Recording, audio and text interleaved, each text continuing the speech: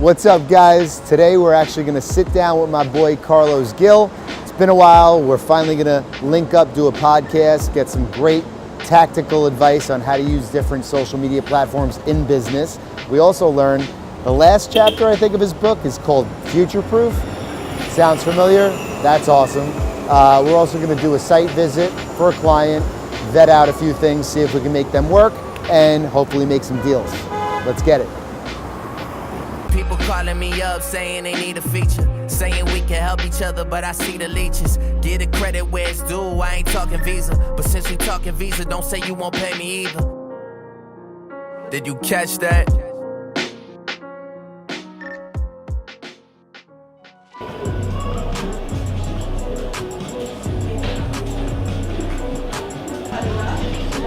What's up, my man? What's happening? That's good. How are you?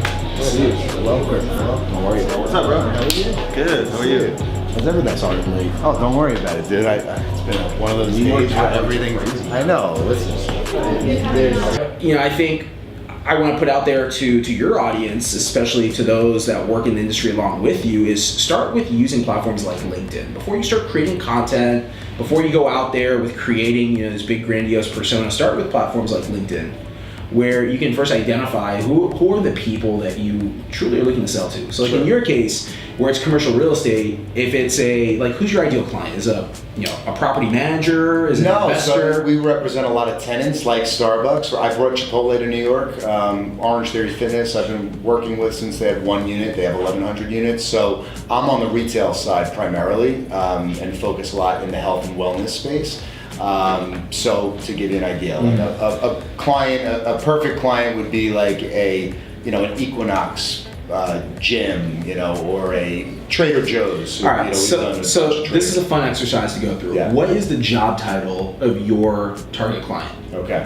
Director of real estate? Director of real estate. Yeah. So those are the people that if you meet more directors of real estate, they're the ones ultimately that are going to either cut you a check or decide if they're going to be the business, and someone in the organization is going to cut you a check. So this is a fun exercise. When you go on LinkedIn, literally type in the search bar, Director of Real Estate, and then go to people and see how many people in the United States have the job title, Director of Real Estate. Wow. That becomes your job.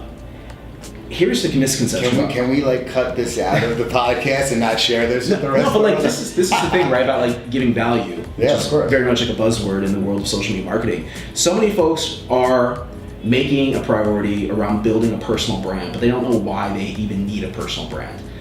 I'll be honest with you, you can be a highly successful and make millions of dollars and never even go on Instagram, and never go on Facebook, and never go on Twitter, never create a piece of content. And we've seen that historically because social media really, from a consumerism standpoint, has only been used for about a decade now. So before social media ever existed, the whole world was fine. Sure, when you first got into the industry and these tools didn't exist, you obviously been able to build your business. But with that being said, to make someone a believer, I don't even talk about content. I literally say, go to LinkedIn and type in the job title of the person that pays your bills. And once you see how many people have those job titles, which are in the thousands. Yeah. So I use this as an example. I run a digital marketing agency. My client is a chief marketing officer. Got it. There are over 22,000 chief marketing officers on LinkedIn in the United States. Plenty of opportunity. I will not go hungry if I just sort of work that list. Right. And you can't even get to that entire list. So I'd say for you, with directors of real estate, specifically commercial real estate, once you see that real number, then it's like, all right, how do I build a relationship with this guy and this girl and all these people? And you can literally, through LinkedIn, drill down your search to just find directors of real estate in New York and New Jersey. Sure, and then I typically will find their contact info, reach out to them in an old school way. That's the old school, antiquated way. Right. The game, and this is where personal brand comes in, because you're probably thinking, all right, so where's the whole personal brand element come in? Right. The game comes in because there's an element of social stalking that you have to do. Right. So let's say that Rachel is a VP of real estate, and you really want to connect with Rachel. All right, where else does Rachel have a presence online? Because I know that everyone's hitting Rachel up on LinkedIn. Right. Is she on Twitter? Is she on Instagram? Where can I make that connection? Totally. And then once you make that connection, and either you follow them or invite to connect or send some sort of a message to follow up, then they are going to be profiling you. Completely. Right? So then they're going to look at you, and everything at that point is where personal brand comes into fruition. That's right. So I look at my personal brand as a resume in a lot of ways on each platform, right? Because I know when I'm reaching out to the CEO and the founder, which is typically who I'm involved with at most companies, I know that they're going to check me out on the flip side. So I've been building my Instagram, my LinkedIn, I've been building these platforms for years now in a thoughtful way. So when they come and look at me and check me out, they're like, oh, this guy's for real. He's legit. He's got a real business. And he's doing, at this a long time. And I think that's what a lot of people don't understand. It's about the real, it's grunt work, man. I mean, I work my social media on a daily basis all day in an effort to, kind of create a funnel and again, the resume side of it, right? So amazing tips, by the way.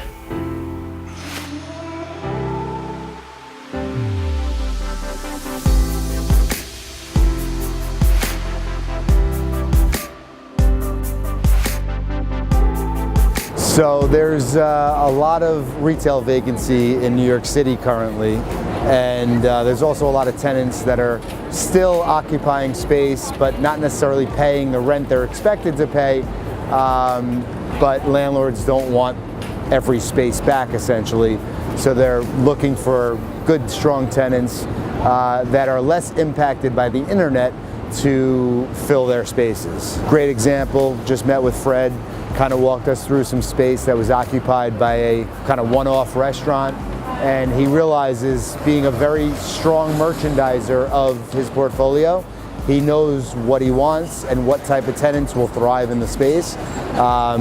So he came to us specifically to seek out tenants that are more either fitness, healthy lifestyle, wellness driven.